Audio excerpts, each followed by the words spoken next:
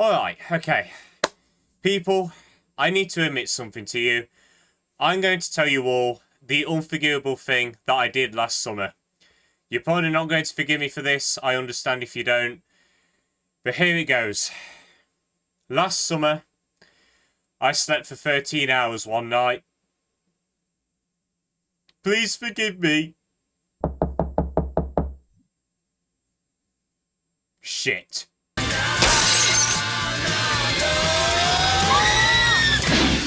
What you did last summer. What's going on, people? Hope you're doing good. Welcome to my review of 1997's I Know What You Did Last Summer. I'm reviewing this in celebration of the new movie that's coming out Friday.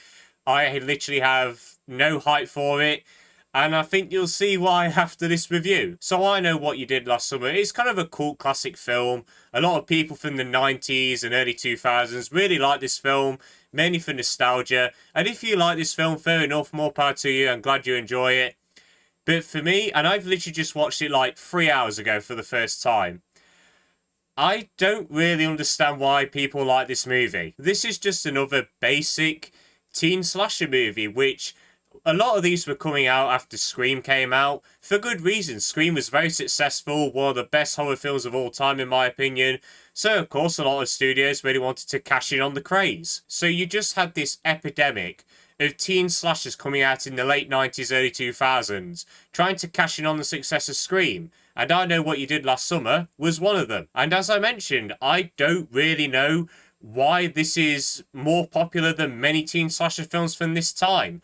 The only appeal that I can see is the cast, which, if I'm being honest, is the best part of this movie. For me, the four main cast members did a really good job in the film, and they had some really good chemistry. Some were better than others, of course. Sarah Michelle Gellar is great in anything, and she's really good in this movie as well. Freddie Prinze Jr., he's really good in this too. Nothing against Phillipe and Jennifer Love Hewitt. They're both really good actors in their own right, but compared to the other two actors, they're just not up to that standard for me in this film. As for my other praises for this film, I did like some of the story ideas. I did like that after the main incident, the car accident, we do see these characters deal with the guilt of killing this person, and that was kind of interesting. And what I really appreciated is that you see after this incident 1 year later, their lives are just going down the drain. They're not in the places that they really wanted to be in.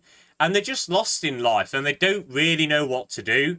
And I just thought that was kind of interesting. And I like that we get into the mental side of this incident. There's also some small moments which I think added a lot more humanity to the characters. Just two characters looking at each other and smiling, remembering their old life when they were really happy.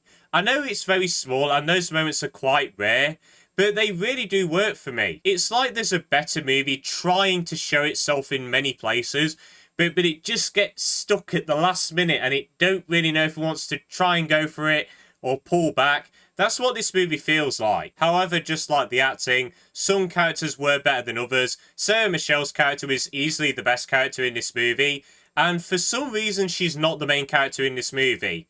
I have no idea why, because compared to Jennifer Love Hewitt's character, she is beyond better than hers. Jennifer Love Hewitt's character is easily my least favourite character. She does nothing in this movie, and her whole ruining life thing is that she's at home all the time and her mother thinks she's doing drugs, and that's about it. And when I mean she does nothing in this movie, I pretty much mean nothing. I mean she does some detective work which advances the plot, but other than that, she does nothing, especially in that final confrontation. All she does in that is just scream at the top of her voice.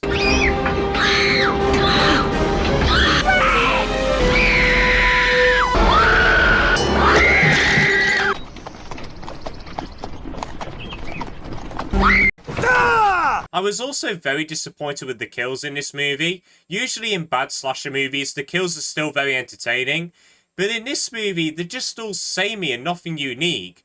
The uniqueness of these kills is that there's the car accident, and then the killer kills people with the hook. After a while, it just gets kind of boring for me. In terms of the technical aspects, I think it's competently shot and it's well directed. I did like the director's use of shadows, how there's many shots in this movie where you can't even see the characters' faces, so you don't know if the killer's going to come out the background, out of that side. I mean, it just had a little bit more tension to those scenes and throughout the movie. There's a few chase scenes that I actually quite enjoyed. Sarah Michelle's chase scene was easily the best part of this movie, and I did like the car hit at the start as well. That was really well done. But the worst part of this movie for me was easily the ending. I thought the ending to this film was absolutely terrible. It made no sense whatsoever. It was so cheap. And I've heard that in the next film, I Still Know What You Did Last Summer, it's retconned to be a dream sequence, which if that's the case, that scene is even worse. But other than that, I don't really have that much to say about I Know What You Did Last Summer. I mean, it's watchable. I'll give it that. It's what I like to call a nothing to watch film, where you're on the TV, there's nothing good on, but there's this film and it keeps you mildly entertained for a few hours. The acting is mostly good. The characters are okay for the most part. There's some pretty cool chase sequences. I do like how it's shot and directed at times. But overall, the story is just very underwritten, and some of the characters as well. The ending was absolutely awful, and the kills were just very disappointing for me. So overall, I didn't really like I Know What You Did Last Summer. It's not absolutely irredeemable. I mean, I can kind of see why someone might watch it every now and again. But for me, I just didn't think it was that good. So I'm going to give I Know What You Did Last Summer a very comfortable 4 out of 10. And people, that is the end of my review. If you have seen I Know What You Did Last Summer, do let me know your thoughts on it. Did you like it? Did you not? Are you excited for the next film? Do let me know. But I hope you all enjoyed this video. Have a good day. And see you later.